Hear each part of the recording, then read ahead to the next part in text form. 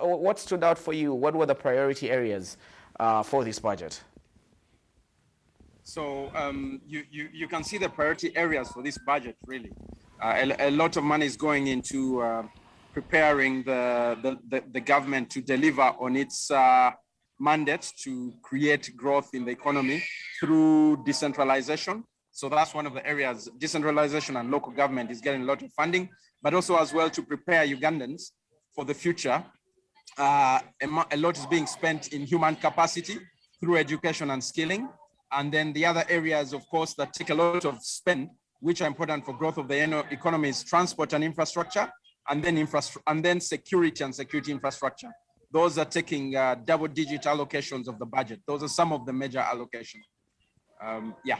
Yeah, Kenneth, you mentioned their security as a number two, but previous budgets have usually had the transport sector as one of those with the lion's share when it comes to allocations. This time, not the same way around. We're seeing security as the one with rather the lion's share of the budget. Now, if security is having the lion's share of the budget, why so and why now?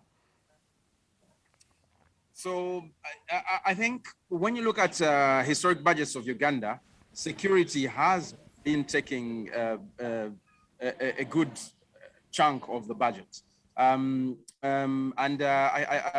What's important really is that you need to be, I believe, protecting the integrity of a country. You need to, and the president of Uganda always says this, that you can't have development, you can't attract investors, you can't create an environment that attracts capital if security is not guaranteed. That's the reason I can think for allocating money security. Maybe what I'd add is usually the security budget is classified, so it's hard to know without looking at the details. But I know you know that security is prima facie before you then think about whatever kind of development you're going to have as an economy. Many other governments in the region, the national carrier there for Uganda, for its sisters, Uganda Airlines, will be largely also supported in this budget. This investment is the government hoping to recoup from the kind of investment they're making in Uganda Airlines in this financial year? The airlines historically are national carriers when we look at them, and there have been comments about national carriers in South Africa, in Kenya, in Rwanda, and they've been struggling generally.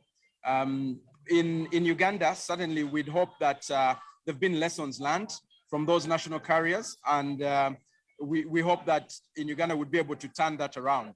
My own thoughts are that we must strike the right balance between which passenger routes we target and which routes we use for commercial or cargo, such that the business is able to break even quickly. Then the other is around airline carriers are notorious for struggling with the cost of inputs, especially fuel. So I'm hoping that the fact that we're looking to develop oil in Uganda, have a refinery, maybe we can be able to hedge and be able to manage costs related to that will help with the underlying economics of the airline carrier. So those are some of the lessons we can learn and hopefully have success as a country when it comes to our national carrier.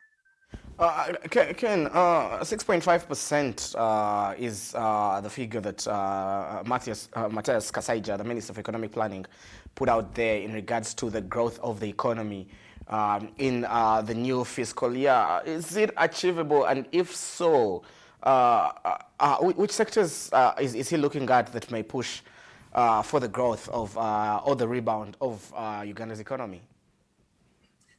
So historically, where the growth has come from for our economy and where the economy is strong and employs most people is related to activity around spending on transport and infrastructure, but also activity around spending in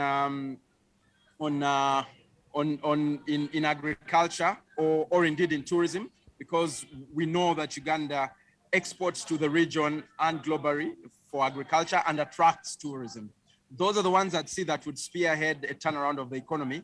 But there's also optimism from the expected spend that is going to come from the oil and gas sector. Now that we are getting closer, or financial investment decision has been achieved, and we will start to see some investment coming into the sector.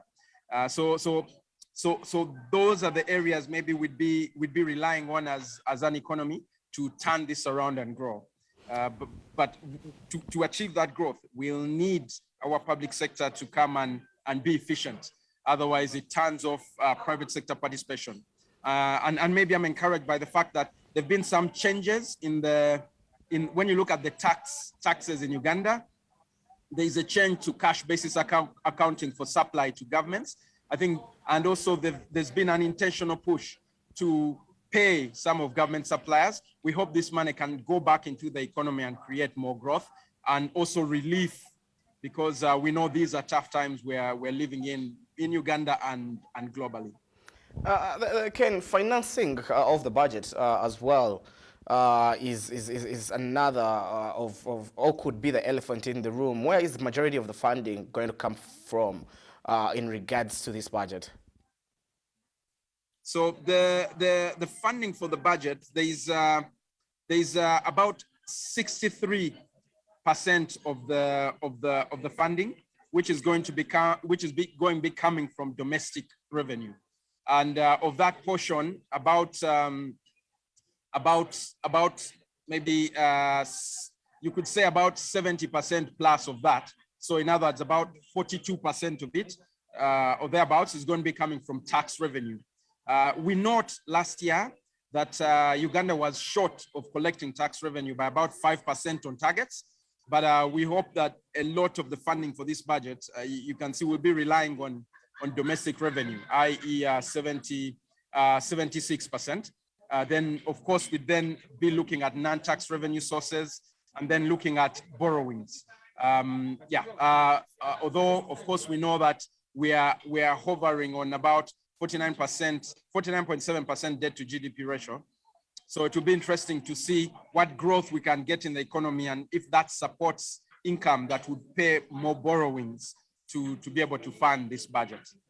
Kenneth, very great insights there from you. I don't know if you're enjoying your coffee at Kaveli or Caramel somewhere there in Kampala. Thank you for making the time. That's the managing partner at Ortus Capital, Kenneth Legesi.